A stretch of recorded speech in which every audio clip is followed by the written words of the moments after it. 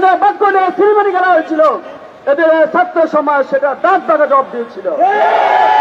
আমরা কর্তৃপক্ষকে স্পষ্ট ভাষায় জানিয়ে দিতে চাই, আমরা স্মরণ করে দিতে চাই, এদেশের বুকে 52 সালে ছাত্ররা দাঁত ভাঙা জবাব দিয়েছিল, 75 ছাত্ররা গণ অভ্যুত্থান করেছিল, এদেশে 72 71 নামে হয়েছিল এদেশের ছাত্র সমাজ, এদেশে 18 সালে ওটাকে কবর রচনা করেছিল। বন্ধুগণ, আমরা 24 সালে আবার এসেছি, আমরা দেখেছি আমাদের দাবি নিয়ে আবার বারবার আমাদের সিনেমিনি খেলা হচ্ছে। আমাদেরকে বলা হচ্ছে আমাদেরকে বারবার হাইকোর্টের বারান্দার পায়চারি করার জন্য অপতৎপরতা চালানো হচ্ছে। কিন্তু আমরা দেখলাম গতকাল হাইকোর্ট একটা আংশিক রায় দিয়েছেন যে সরকার বা নির্বাহী বিভাগ চাইলে এই কোটাকে পরিবর্তন করতে পারে। আমরা আহ্বান জানাই আমাদের ছাত্র সমাজকে, ছাত্র সমাজের ভাগ্য নিয়ে সিনেমিনি না খেলেন, আমাদেরকে আমাদের ভোট টেবিলে পৌঁছে দিন, আমাদের এক দফা দাবি মেনে নেন। আর যদি অন্যথায় আমাদের ছাত্র ভাইদের উপর হামলা করা হয়, আমাদেরকে হামলা মামলা হুলিয়ে দিয়ে বাড়ি দেখানো হয়, তো আমরা আজকে শাহবাগ মঞ্চ থেকে বলতে চাই, আমরা আমাদের দাবি আদায় না পর্যন্ত পিছপা হব না, হব না, হব না।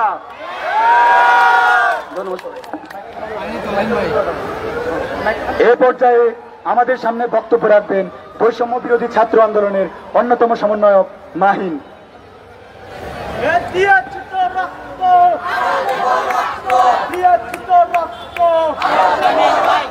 250-টিরও বেশি ডিজাইন অপশন নিয়ে ওয়ালটন স্মার্ট ফ্রিজ, বোঝে আপনার প্রয়োজন।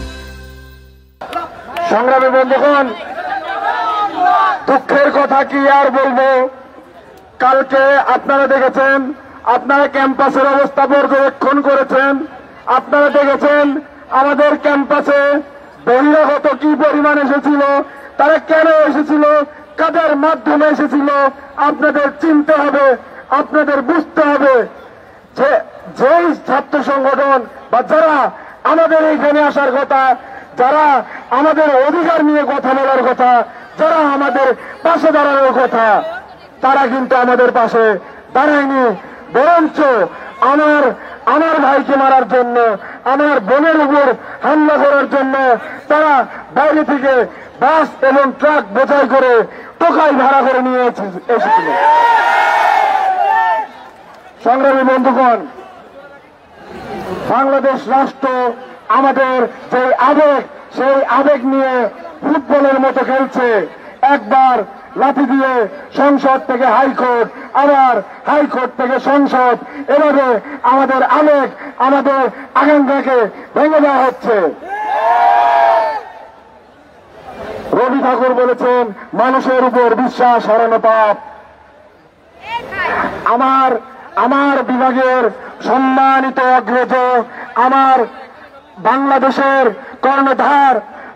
বাংলাদেশের কর্ণধার মাননীয় প্রধানমন্ত্রী শেখ হাসিনাকে উদ্দেশ্য করে বলতে চাই, মাননীয় প্রধানমন্ত্রী, আমাদের আবেগ বুঝতে হবে, আমাদের কথা শুনতে হবে, আপনার শুনতেই হবে। আমরা রাজপথে এসেছি আপনার পর্যন্ত